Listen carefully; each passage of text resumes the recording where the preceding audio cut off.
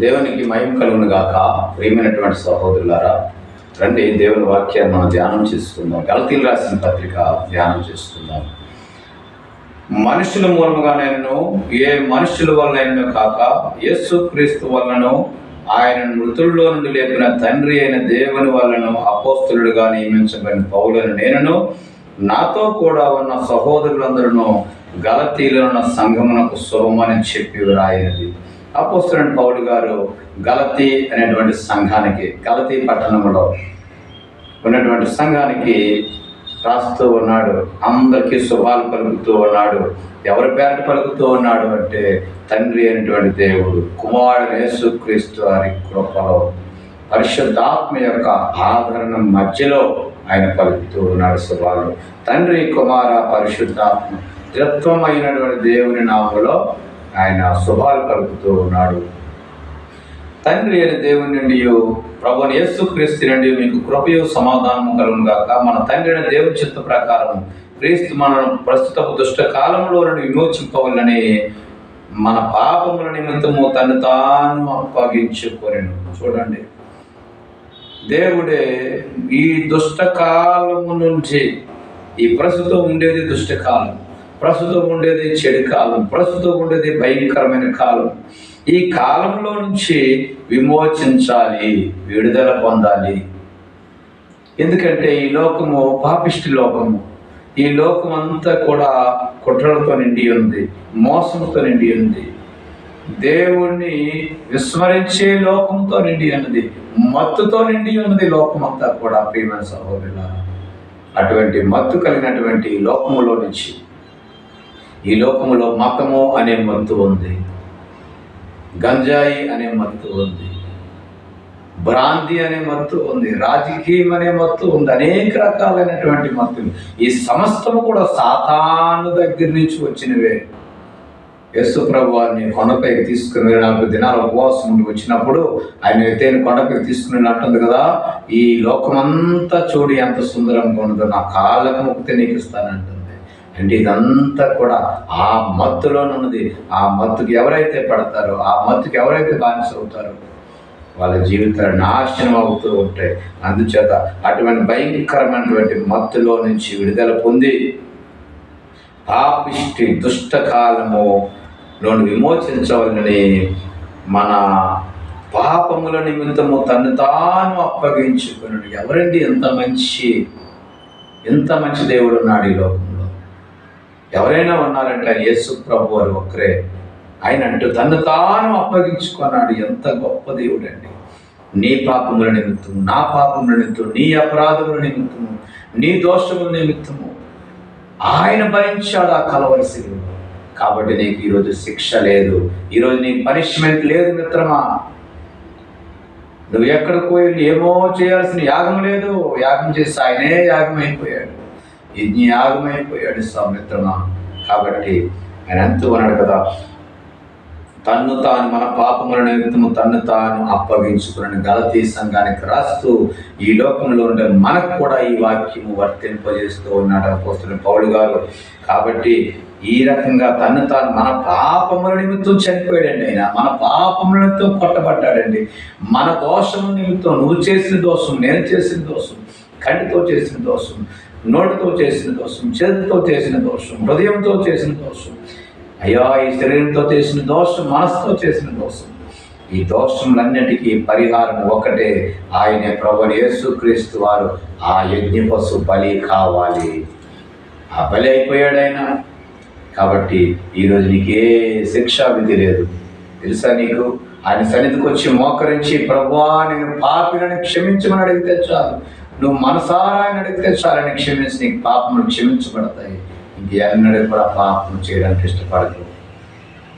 ఇంకా ఆయన అంటూ ఉన్నాడు, క్రీస్తు కృపను బట్టి మిమ్మల్ని పిలిచి వారిని విడిచి, ఇదంతా కూడా దేవుని చిత్తం, నా తండ్రి దేవుని చిత్త ప్రకారం, దేవుని చిత్త ప్రకారమే ఆయన తను తను అప్పగించుకుని దేవుని చిత్త ప్రకారం నేను దేవుడు ఎంచుకున్నాడు. నీకు తెలుసా ఈ లోకంలో ఎవరికి లేని భాగ్యం నీకు వచ్చిందని? ఎవరికి లోకంలో ధనవంతులు ఉన్నారు, భాగ్యవంతులు ఉన్నారు, మంచి ఐశ్వర్యవంతులు ఉన్నారు. ఈ లోకంలో అంగరంగ వైభవంగా ఉన్నటువంటి లోకమంతా ఉంది, కానీ ఈ లోకంలో సర్వాధికారాలు కలిగిన వారు ఉన్నారు, కానీ దేవుడు వాళ్ళని ఎన్నుకోలేదు, దేవుడిని వాళ్ళు పిలుచుకోలేదు. ఆ గొప్ప రక్షణ నీకు మాత్రమే ఇచ్చాడు ప్రియమైన సహోదరుడా. తెలుసా నీకు ప్రియమైన సహోదరుడా, నీకు మాత్రమే ఇచ్చాడు ఆ గొప్ప రక్షణ. ఆ కల్వరి శిలువలో యాగమైపోయాడు నీ గురించి, నిన్ను హెచ్చించడానికి, నిన్ను రక్షించడానికి, నిత్య ఆజ్ఞలో నుంచి తప్పించబడడానికి, నిత్యత్వంలోని ప్రవేశానికి నీకు రక్షణ టికెట్ ఇచ్చాడు ప్రియమైన సహోదరుడా. పరలోకపు మార్గం ఇచ్చాడు. అందుచేతన అంటాడు కదా, ఇదిగో పరిశుద్ధాత్మ దేవుడు రాయిస్తూ అంటున్నాడు, నా తండ్రి చేత ఆకర్షించబడితే కానీ ఎవడనూ నా యొద్దకు రాడు. ఇంకా క్రీస్తు కృపను బట్టి మిమ్మల్ని పిలిచిన వారిని విడిచి భిన్నమైన సువార్తకు ఇంత త్వరగా తిరిగిపోవడం చూడగా నాకు ఆశ్చర్యం కలుగుతుంది. అవునయ్యా, దేవుడు ఆయన కృపను బట్టి మిమ్మల్ని పిలిస్తే ఇంత తొందరగా వెళ్ళిపోతున్నారేంటయ్యా గలతీ సంఘస్థులారా. ఈరోజు క్రైస్తవ లోకమా, నువ్వు క్రీస్తు దగ్గరికి వచ్చావు, కానీ లోకం పెట్టేటువంటి ఆశలు, లోకం పెట్టేటువంటి ఆ యొక్క ఈవులు, లోకం పెట్టేటువంటి ఆ తాయిలాలు, లోకం పెట్టేటువంటి ఆ బహుమానాలకు నువ్వు ఆశపడి ఇంత త్వరగా ఈ సువార్తను విడిచి నీ తండ్రిని విడిచి భిన్నమైన సువార్త తట్టుకు వెళ్ళిపోతావా? గర్వాపసి పెడుతూ ఉన్నారు, రీఎడ్యుకేషన్ పెడుతూ ఉన్నారు, ఎన్నో తాయిలాలు ఇస్తా అంటూ ఉన్నారు. వెళ్ళిపోతావా ప్రియమైన సహోదరుడా? అలాగే వెళ్ళిపోతే నువ్వు పొందినటువంటి రక్షణ పరిస్థితి ఏంటి? అటు రీతిగానే యూదులు, ఇశ్రాయేలు ప్రజలు వెళ్ళిపోయారు. వాళ్ళు చాలా ఇబ్బందులు పడ్డారు, అన్యజాతికి అప్పగించబడ్డారు, వాళ్ళు నలిపివేయబడ్డారు. తెలుసా మీకు? అంతేకాదు, they were slaughtered by the gentile peoples. తెలుసా మీకు ఎంత భయంకరమైనటువంటిదో? అందుకే మీరు మరి ఒక సువార్త కాదు కానీ క్రీస్తు సువార్తను జరపగోరి మిమ్మల్ని కలవరపరిచి వారు కొందరున్నారు. మీ స్నేహితులే ప్రియమైన సహోదరుడా, మీ మిత్రులే, వాళ్ళే వచ్చి అంటూ ఉన్నారు కదా, ఇదిగో ఇది క్రీస్తు సువార్త, నమ్మొద్దు. కానీ అటువంటి గొప్ప సువార్తను విడిచిపెట్టి ఎలాగ వెళ్ళిపోతున్నారయ్యా? వివాహం కొరకు వెళ్ళిపోతున్నావా? ఉద్యోగం కొరకు వెళ్ళిపోతూ ఉన్నావా? ఆస్తి కొరకు వెళ్ళిపోతున్నావా? కనాన్ వెళ్ళిపోయాడు, ఇప్పుడు ఆకాన్ వెళ్ళిపోయాడు కదా ఆస్తి గురించి, గెహాజీ వెళ్ళిపోయాడు కదా ధనం గురించి. వాళ్ళ జీవితాలు పాడు చేసుకున్నారని సంగతి తెలియదా నీకు? చరిత్ర దినమైన సువార్తకి ఎంతకాలం వెళ్తావు నువ్వు? ఇంకా నీరు పొరుగు వారు నిన్ను వేధిస్తున్నారని, నీ స్నేహితులు నేను విడిచిపెడుతున్నారని, నీ కొలీగ్స్ నువ్వు పనిచేసే ప్రాంతంలో నీ కొలీగ్స్ నేను ఇబ్బందులు పెడుతున్నారని నువ్వు లోపల కలిసిపోతావా? వద్దు మిత్రమా. ఆయన అంటూ ఉన్నాడు కదా, నేను మీకు ప్రకటించిన సువార్త కాక మరి యొక్క సువార్తను మేమైనను పరలోకం నుండి వచ్చిన దూతను మీకు ప్రకటించబడిన ఎడల అతడు శాపగ్రస్తుడవును. అతడు శాపగ్రస్తుడు మిత్రమా. క్రీస్తు సువార్తను విడిచిపెట్టవద్దు. పరలోకం దూత తెచ్చినాన్ని నమ్మొద్దు. క్రీస్తు తప్ప మరి యొక్క సువార్తను నమ్మొద్దు, మరి యొక్క మాటను నమ్మొద్దు. నువ్వు ఆయన భూమి మీదకు రావటం నీ కొరకు, నా కొరకు తను తాను తగ్గించుకొని చనిపోయి మళ్ళా 3వ దినాన లేపబడ్డము సమస్తము లేఖనాల ప్రకారమే జరిగింది. కాబట్టి నువ్వు ఇంక దేనిని నమ్మొద్దు. అలాగ తెస్తే వాడు శాపగ్రస్తుడు. ఆ శాపగ్రస్తుడు నువ్వు వెళ్తావా? ఈరోజు చాలామంది ఇదే పని చేస్తూ ఉన్నారు. దేవుని పరిచర్యకి వస్తూ ఉన్నారు, దేవుని పరిచర్యలో సాగుతూ ఉన్నారు వాళ్ళకున్న శ్రమలను బట్టి. అయితే ప్రభు దగ్గర నువ్వు మోకాల్లోని అడగవా? ఆ రోజు సహాయం చేసిన దేవుడు, శద్రకు మేషకు అబేద్నెగోకు సహాయం చేసిన దేవుడు ఈరోజు నీకు సహాయం చేయడా? సహాయం చేయడానికి ఆయన ఏమైనా అసమర్థుడా? కాదు కదా. నీకు సహాయం చేసే దేవుడు. అందుచేత ఆయన ఎదుటి నువ్వు మోకాళ్ళు అడుగు, తప్పనిసరిగా నీకు సహాయం. నేను దానికి అస్సూరెన్స్ ఇస్తానా? ఆయన పర్మిషన్తో నేను అస్సూరెన్స్ ఇస్తున్నాను. కాబట్టి నేను ధైర్యాన్ని ఇస్తున్నాను. నేను ఎప్పటికీ అందుకే అంటున్నాడు కదా, ఇప్పుడు నేను మనుషుల దయని సంపాదించుకొని చూస్తున్నానా, దేవుని దయని సంపాదించుకొని చూస్తున్నానా, నేను మనుషులను సంతోషపెట్టుకొనిచున్నానా? నేను ఎప్పటికీ మనుషులను సంతోషపెట్టి వాడినైతే క్రీస్తు దాసుడును కాకపోదును. ఇంకా నేను మనుషులకు నేను లోబడి ఉంటే, ఇంకా నేను మనుషులతో నేనుంటే, ఇంకా నేను క్రీస్తుకు దాసుని ఎలాగవుతాను? నువ్వు ఎంతకాలం అయ్యా ఇంకా మనుషులు పొగుడుతావు, సంఘాన్ని పొగుడుతావు, సంఘ పెద్దలను పొగుడుతావు? నువ్వు పొగడవలసింది ప్రభువు యేసు క్రీస్తు వారిని. ఆయనను దాసరకానికి వచ్చావా? ఈ సంఘానికి దాసరకానికి వచ్చావా? మనుషులకు దాసరకానికి వచ్చావా? లోకానికి దాసరకానికి వచ్చావా? వద్దు మిత్రమా, నువ్వు సేవకుడిగా ఉంటే నువ్వు ఆయనకి దాసరకంగా ఉండు, సువార్తికుడిగా ఉంటే ఆయనకి దాసరకంగా ఉండు. సంగీతానికి ప్రభువు సంగీతానికి వస్తే ఆయన పాటల కొరకు దాసరకంగా ఉండు. ఆయనకి మాత్రమే you should be slave to the lord Jesus. ప్రభువు యేసు క్రీస్తు వారికి అంటాడు, చెబుతూ ఉన్నాను, ఆయనకి మాత్రమే నువ్వు బానిసగా ఉన్నట్లయితే అప్పుడు నీకు బహుమానం నీకు ఇచ్చేపబడను. సహోదరులారా, నేను ప్రకటించిన సువార్త మనుషుల యోచన ప్రకారమైనది కాదని మీకు తెలియజెప్పుచున్నాను. ఇది మనుషుల వల్ల కలిగింది కాదు. మీరు అనుకుంటున్నారు కదా, అనేక గ్రామాల్లో సువార్తకి వెళ్తే, అనేక గ్రామాల్లో పట్టణాల్లో దేవుని మాటలు చెప్పడానికి వెళ్తే ఆ గ్రామస్తులు బోర్డులు పెడుతున్నారు, అయ్యా మా గ్రామానికి మీరు రావద్దు, మా గ్రామానికి క్రైస్తవులు రావద్దు, సువార్తకు వద్దు. వాళ్ళ నాశనం వాళ్ళు కోరుకున్నప్పుడు మనం ఏం చేస్తామండి? ప్రభువారు అంటున్నారు, మీ పాత దులిపి మీరు వచ్చేయండి. సమాధానంగా కోరుకుంటే వాళ్ళకి వస్తుంది, కాబట్టి మీ వెంట వస్తుంది అంటున్నాడు. కాబట్టి అందుకని అంటున్నాడు కదా, ఇది మనుష్యుల యోచన ప్రకారమైందైతే ఎప్పుడో ఆగిపోతూ ఉంటుంది. ఇది దేవదేవుని దీన్ని బట్టి వెళ్ళేది. కాబట్టి ఇది మనుషుల యోచన ప్రకారం అయింది కాదు, ఇది మనుషుల ఆలోచన ప్రకారం అయింది కాదు. ప్రేమైన మిత్రమా, ఆలోచన చేయు. నువ్వు ఆలోచన చేసి చూడు, నీ జీవితం ఎంత గొప్పగా ఉంటుందో. నువ్వు మనుషులు పిలిస్తేనే వచ్చావా సేవకి, మనుషులు పిలిస్తే వచ్చావా సువార్తకి, మనుషులు పిలిస్తేనే వచ్చావు పాటలు పాడడానికి, మనుషులు పిలిస్తే వచ్చావా పరిచర్యకు కాదు కదా. జీవము గల దేవుడు నిన్ను పిలిచిన వాడు పోషించక మానడు. కరువైన కడ్డమైన వస్త్రహీనమైన సమస్తం అనుగ్రహించేవాడు ఆయన ఎందుకు వెటెన్షన్లో ఉంది. చావైన బ్రతికిన ఆయనతోనే జీవించు. నేను దానికి అస్సూరెన్స్ ఇస్తున్నా. చేతనే ఇది మనుషుల వల్ల వచ్చింది కాదు, నాకు మనుషుల వల్ల దాన్ని నేను పొందలేదు, నాకెవడం దాన్ని బోధింపలేదు, కానీ యేసుక్రీస్తు బయలుపరచడం వల్లనే అది నాకు లభించినది. పూర్వమందు యూదా మతస్థులైనప్పుడు నేను దేవుని సంఘం అపరిమితంగా హింసించి నాశనము చేయుచున్నాను. తెలుసా ఆయన సాక్ష్యాన్ని గలతీ సంఘం ఎదుట చెప్పుకుంటూ ఉన్నాడు. అయ్యా, నేను గొప్ప మూర్ఖుడును, నేను నాశన పుత్రుడను, నాశనం చేయడానికే వచ్చాను. యూదా సంఘాలను, క్రీస్తు సంఘాలను నేను నాశనం చేయదామతస్తున్నప్పుడు మత పిచ్చి నాలో ఉండేది.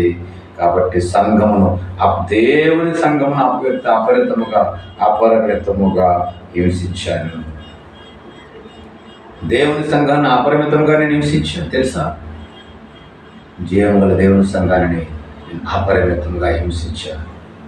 అయితే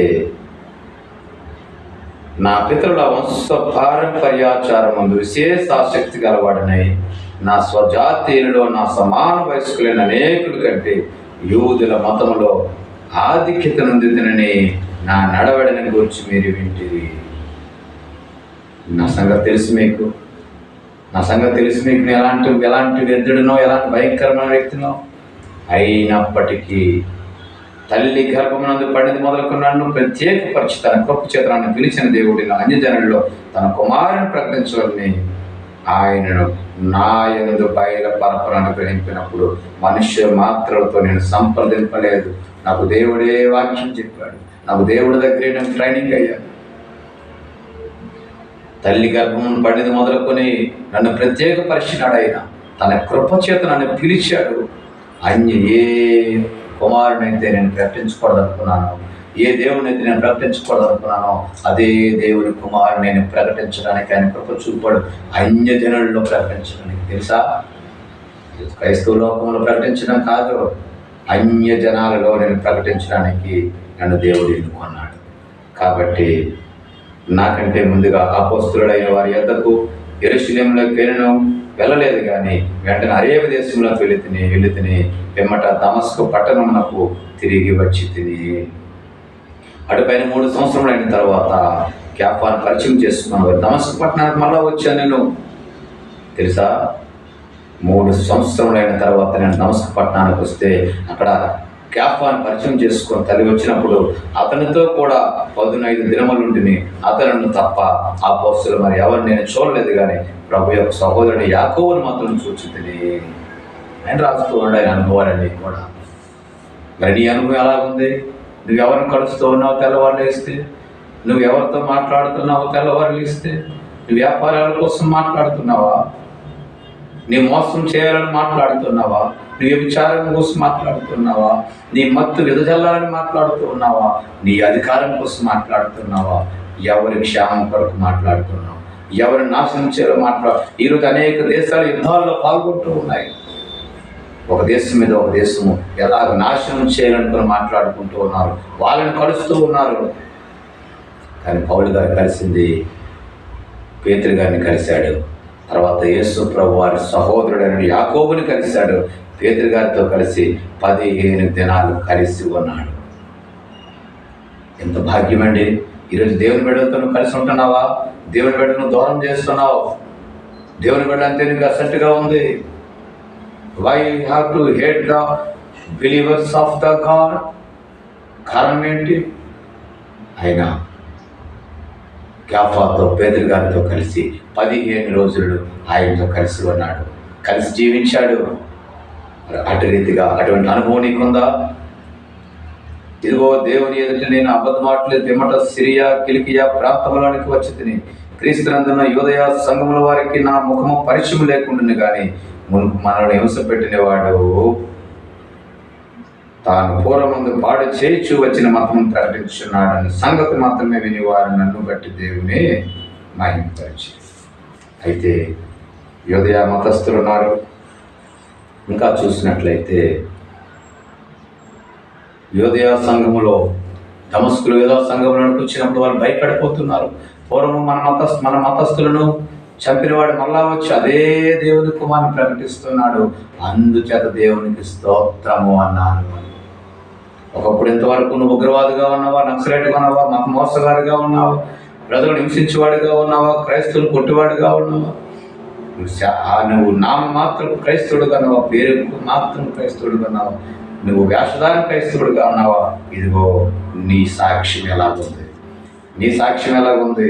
నిన్ను బట్టి లోకము హర్షించాలి, నిన్ను బట్టి లోకము దేవుడు స్తుతించాలి. పూర్వం పాడు చేసి వచ్చిన మతాన్ని మళ్ళా ఆయన ప్రకటిస్తూ ఉన్నాడు. కాబట్టి ప్రియమైనటువంటి సహోదరులారా, ఈ మాటల ద్వారా మనకు నేర్చుకోవాల్సిన విషయం, నీ సాక్ష్యం ఎలాగుంది? అపోస్తలుడైన పౌలు గారు తన సాక్ష్యాన్ని బయలుపరుస్తూ తన సేవలో ముందుకు సాగుతూ ఉన్నాడు. దేవుని రాజ్య సువార్తను విస్తరించాడు, ఆయన రాజ్యంలో చేరిపోయాడు. ఇప్పుడు మనకి ఆ బాధ్యతలు అప్పగించాడు. ఆ బాధ్యతలన్నింటినీ కూడా నీ మీద నా మీద ఉంది. ఆయన రాజ్య సువార్తను విస్తరించడానికి అందరము పూనుకొని ముందుకు వెళ్ళి అనేక మందిని తన శిష్యులుగా సిద్ధపరిచి తయారు చేసి అనేక సంఘాల్లో విస్తరింపచేసి ఆయన మాటలను విస్తరింప చేయడానికి సిద్ధపడాలని ప్రభు పేరట మనవి చేస్తూ ఉన్నాను. ప్రార్థన. యేసయ్యా నీకు వందనాలు, మాతో మాట్లాడినావు నీకు స్తోత్రాలు, నడిపించినావు నీకు స్తోత్రాలు. అటువంటి గొప్ప ఆశ మొక్కలు జీవన యేసుక్రీస్తు నామమున సమర్పించడానికి వేడుకుంటున్నాం తండ్రి. ఆమేన్.